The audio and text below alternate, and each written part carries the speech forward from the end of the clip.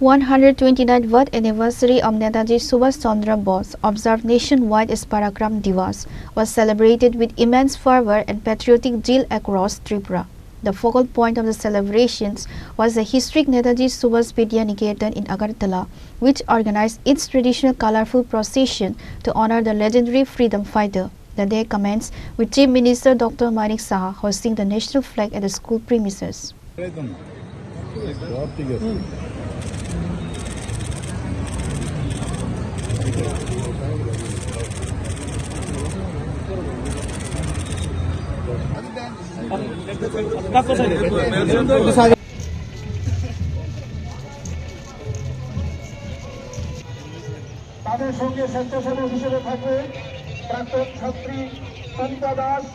Following the inaugural ceremony, a massive colorful procession was flagged off. The event saw the participation of MP Rajiv Bhattacharjee, AMC Mayor Deepak Majumdar and other dignitaries.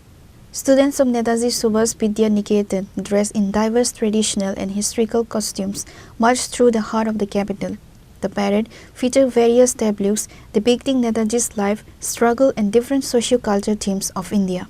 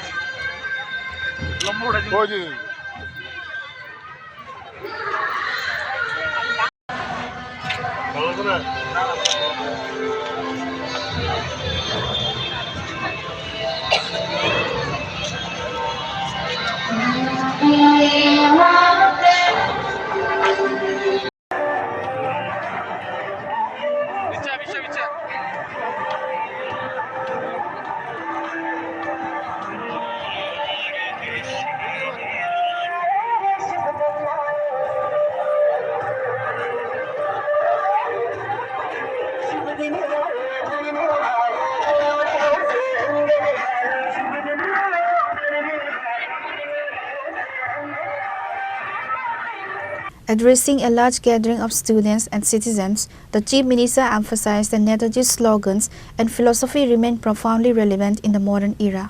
Netaji's patriotism and vision are essential for our times. His call of "Give me blood and I shall give you freedom" continues to inspire. Our youth must move forward by making Netaji's ideals their guiding light, said Dr. Saha. British শাসন থেকে ভারতের immediately যে ওই সময়ে তখনই উনি পূর্ণ স্বাধীনতার দাবি করেন। কয়েকবারই ওনাকে কারারুদ্ধ করা হয়েছিল, কিন্তু ওনাকে কিন্তু জেলের ভিতর আটকে রাখা যায়নি, আমরা সবাই জানি। এবং দ্বিতীয় বিশ্বযুদ্ধ যখন ঘোষিত হওয়ার পরে তার মতাদর্শের কিন্তু বিন্দু মাত্র কিন্তু আমরা দেখেছি যে পরিবর্তন হয়নি।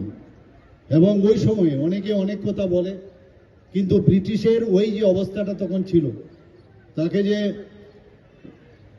এই দুর্বল অবস্থার মধ্যে ব্রিটিশকে আঘাত করে যে স্বাধীনতা যে অর্জন করার যে চিন্তা উনি করেছিলেন, তার জন্য উনি ভারতবর্ষ থেকে উনি সোভিয়েত ইউনিয়ন, জার্মানি, জাপান এবং সেখানে গিয়ে যারা আমাদের ভারতবর্ষের যারা যুদ্ধবন্দী ছিলেন তাদেরকে নিয়ে আজাদ হিন্দ ফৌজ উনি গঠন করেন সেখানে। আমরা সবাই জানি এই ইতিহাস।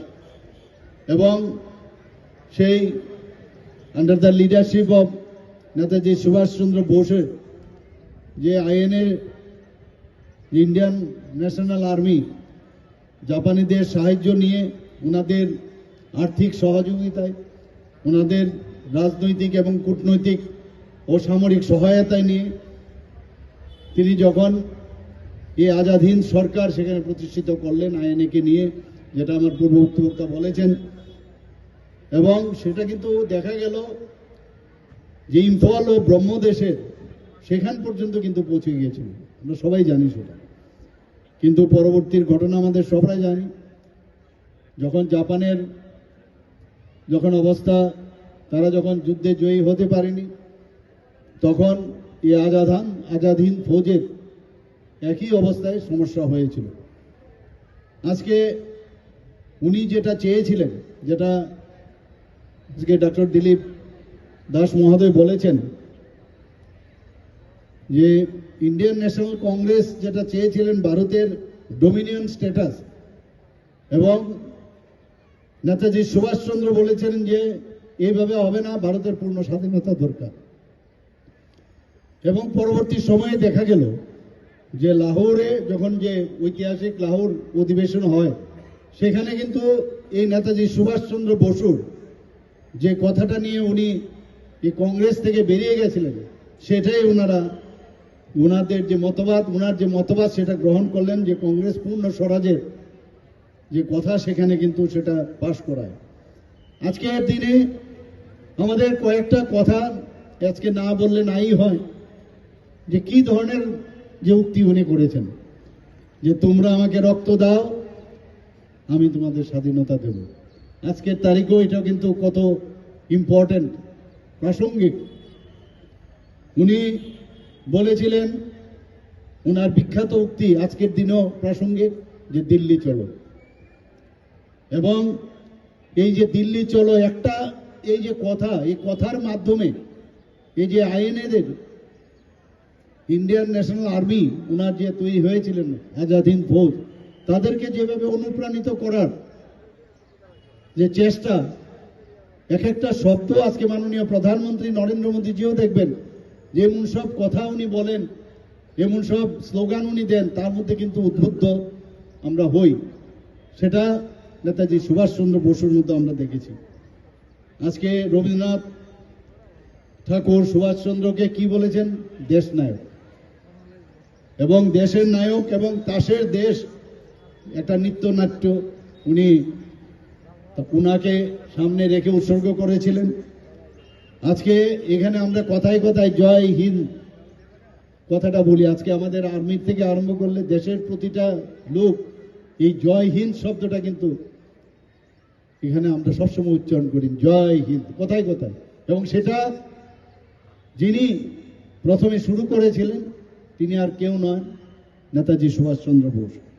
The procession route starting from the school grounds, the rally traversed the city's major landmarks, Post Office Chomni, Paradise Chomni, IGM Chomni, Orient Chomni, Kaman Chomni, Netaji Corner and Netaji Chomni.